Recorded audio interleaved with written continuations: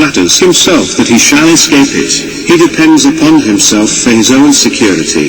He flatters himself in what he has done, in what he is now doing, or what he intends to do. Everyone lays out matters in his own mind how he shall avoid damnation, and flatters himself that he contrives well for himself, and that his schemes will not fail. They hear indeed that there are but few saved, and that the greater part of men that have died heretofore are gone to hell, but each one imagines that he lays out matters better for his own escape than others have done. He does not intend to come to that place of torment. He says within himself that he intends to take effectual care, and to order matters so for himself as not to fail. But the foolish children of men miserably delude themselves in their own schemes, and in confidence in their own strength and wisdom, they trust to nothing but a shadow. The greater part of those who heretofore have lived under the same means of grace, and are now dead, are undoubtedly gone to hell, and it was not because they were not as wise as those who are now alive. It was not because they did not lay out matters as well for themselves to secure their own escape.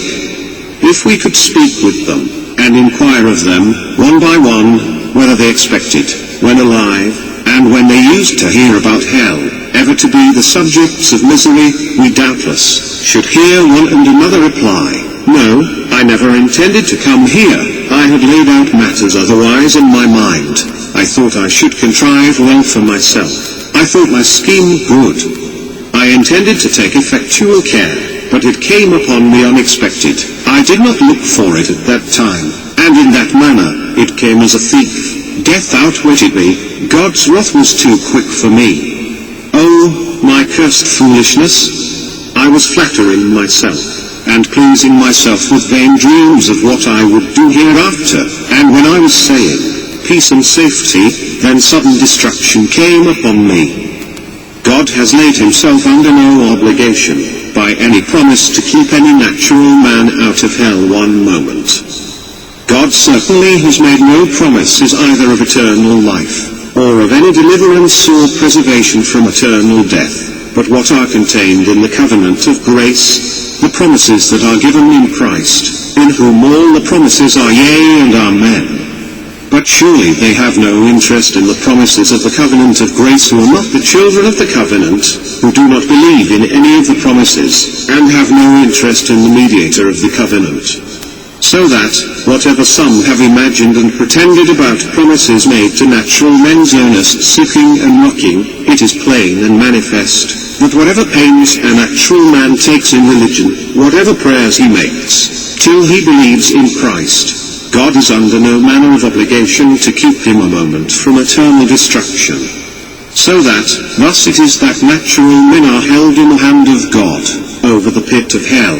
They have deserved the fiery pit, and are already sentenced to it, and God is dreadfully provoked. His anger is as great towards them as to those that are actually suffering the executions of the fierceness of his wrath in hell, and they have done nothing in the least to appease or abate that anger, neither is God in the least bound by any promise to hold them up one moment. The devil is waiting for them. Hell is gaping for them. The flames gather and flash about them, and would fain lay hold on them, and swallow them up. The fire pent up in their own hearts is struggling to break out, and they have no interest in any mediator. There are no means within reach that can be any security to them. In short, they have no refuge, nothing to take hold of. All that preserves them every moment is the mere arbitrary will, and uncovenanted, unobliged forbearance of an incensed God. Application: the use of this awful subject may be for awakening unconverted persons in this congregation. This that you have heard is the case of every one of you that are out of Christ. That world of misery, that lake of burning brimstone, is extended abroad under you. There is the dreadful pit of the glowing flames of the wrath of God. There is hell's wide gaping mouth open, and you have nothing to stand upon, nor anything to take hold of. There is nothing between you and hell but the air. It is only the power and mere pleasure of God that holds you up.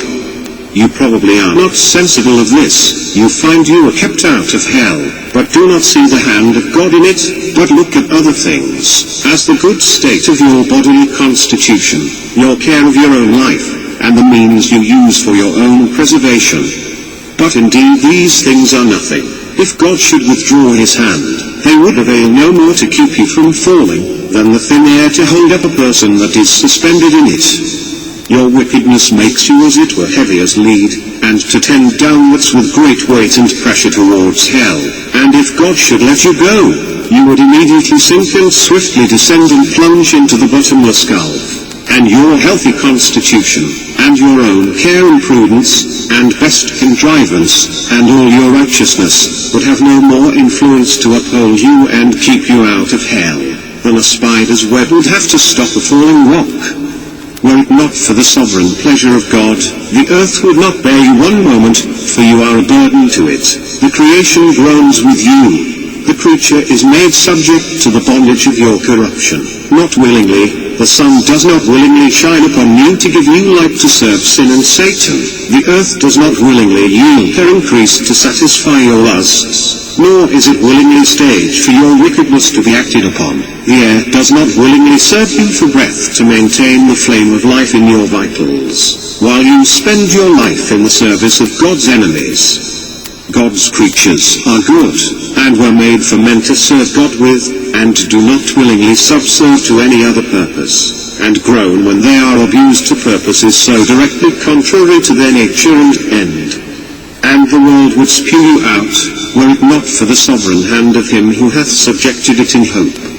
There are the black clouds of God's wrath now hanging directly over your heads, full of a dreadful storm, and big with thunder, and were it not for the restraining hand of God, it would immediately burst forth upon you. The sovereign pleasure of God, for the present, stays his rough wind, otherwise it would come with fury, and your destruction would come like a whirlwind, and you would be like the chaff on the summer threshing floor.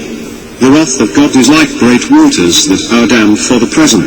They increase more and more, and rise higher and higher, till an outlet is given, and the longer the stream is stopped, the more rapid and mighty is its course, when once it is let loose.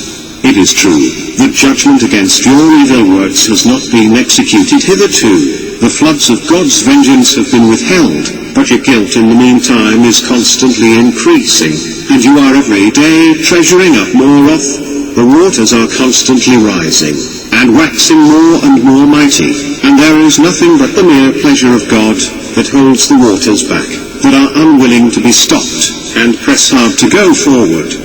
If God should only withdraw his hand from the floodgate, it would immediately fly open, and the fiery floods of the fierceness and wrath of God would rush forth with inconceivable fury, and would come upon you with omnipotent power. And if your strength were 10,000 times greater than it is, yea, 10,000 times greater than the strength of the stoutest, sturdiest devil in hell, it would be nothing to withstand or endure it. The bow of God's wrath is bent, and the arrow made ready on the string, and justice spends the arrow at your heart, and strains the bow, and it is nothing but the mere pleasure of God, and that of an angry God, without any promise or obligation at all, that keeps the arrow one moment from being made drunk with your blood. Thus all you that never passed under a great change of heart, by the mighty power of the Spirit of God upon your souls, all you that were never born again, and made new creatures, and raised from being dead in sin, to a state of new, and before altogether unexperienced light and life, are in the hands of an angry God. However, you may have reformed your life in many things, and may have had religious affections, and may keep up a form of religion in your families and closets, and in the house of God, it is nothing but his mere pleasure that keeps you from being this moment swallowed up in everlasting destruction. However unconvinced you may now be of the truth of what you hear, by and by you will be fully convinced of it. Those that are gone from being in the like circumstances with you, see that it was so with them, for destruction came suddenly upon most of them, when they expected nothing of it, and while they were saying, peace and safety, now they see, that those things on which they depended for peace and safety, were nothing but thin air and empty shadows. The God that holds you over the pit of hell, much as one holds a spider, or some loathsome insect over the fire, abhors you, and is dreadfully provoked. His wrath towards you burns like fire. He looks upon you as worthy of nothing else, but to be cast into the fire. He is of purer eyes than to bear to have you in his sight. You are 10,000 times more abominable in his eyes, than the most hateful venomous serpent is in ours. You have offended him infinitely more than ever a stubborn rebel did his prince, and yet it is nothing but his hand that holds you from falling into the fire every moment. It is to be ascribed to nothing else, that you did not go to hell the last night, that you were suffered to awake again in this world, after you closed your eyes to sleep.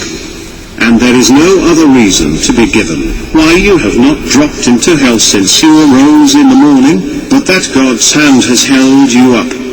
There is no other reason to be given why you have not gone to hell, since you have sat here in the house of God, provoking his pure eyes by your sinful wicked manner of attending his solemn worship. Yea, there is nothing else that is to be given as a reason why you do not this very moment drop down into hell. O sinner, consider the fearful danger you are in. It is a great furnace of wrath, a wide and bottomless pit, full of the fire of wrath, that you are held over in the hand of that God, whose wrath is provoked and incensed as much against you, as against many of the damned in hell. You hang by a slender thread, with the flames of divine wrath flashing about it, and ready every moment to singe it, and burn it asunder, and you have no interest in any mediator, and nothing to lay hold of to save yourself, nothing to keep off the flames of wrath, nothing of your own, nothing that you ever have done, nothing that you can do to induce God to spare you one moment. And consider here more particularly whose wrath it is. It is the wrath of the infinite God. If it were only the wrath of man, though it were of the most potent prince, it would be comparatively little to be regarded. The wrath of kings is very much dreaded, especially of absolute monarchs, who have the possessions and lives of their subjects wholly in their power, to be disposed of at their mere will. Prof. 20:2. The fear of a king is as the roaring of a lion. Whoso provoketh him to anger, sinneth against his own soul. The subject that very much enrages an arbitrary prince is liable to suffer the most extreme torments that human art can invent, or human power can inflict. But the greatest earthly potentates in their greatest majesty and strength, and when clothed in their greatest terrors, are but feeble, despicable worms of the dust, in comparison of the great and almighty Creator and King of heaven and earth. It is but little that they can do, when most enraged, and when they have exerted the utmost of their fury. All the kings of the earth, before God, are as grasshoppers. They are nothing, and less than nothing. Both their love and their hatred is to be despised. The wrath of the great King of kings is as much more terrible than theirs, as his majesty is greater. Luke 12:4,5. And I say unto you, my friends, be not afraid of them that kill the body, and after that, have no more that they can do. But I will forewarn you whom you shall fear. Fear him, which after he hath killed, hath power to cast into hell. Yea, I say unto you, fear him. It is the fierceness of his wrath that you are exposed to. We often read of the fury of God, as in Isaiah 59 hours 18 minutes. According to their deeds, accordingly he will repay fury to his adversaries. So Isaiah 66 hours 15 minutes. For behold, the Lord will come with fire, and with his chariots like a whirlwind, to render his anger with fury, and his rebuke with flames of fire. And in many other places. So, Reverends 19:15, we read of the winepress of the fierceness and wrath of Almighty God. The words are exceeding terrible. If it had only been said, the wrath of God, the words would have implied that which is infinitely dreadful, but it is the fierceness and wrath of God. The fury of God, the fierceness of Jehovah. Oh, how dreadful it must be! Who can utter or conceive what such expressions carry in them? But it is also the fierceness and wrath of Almighty God. as though there would be a very great manifestation of his almighty power in what the fierceness of his wrath should inflict, as though omnipotence should be as it were enraged, and exerted, as men are wont to exert their strength.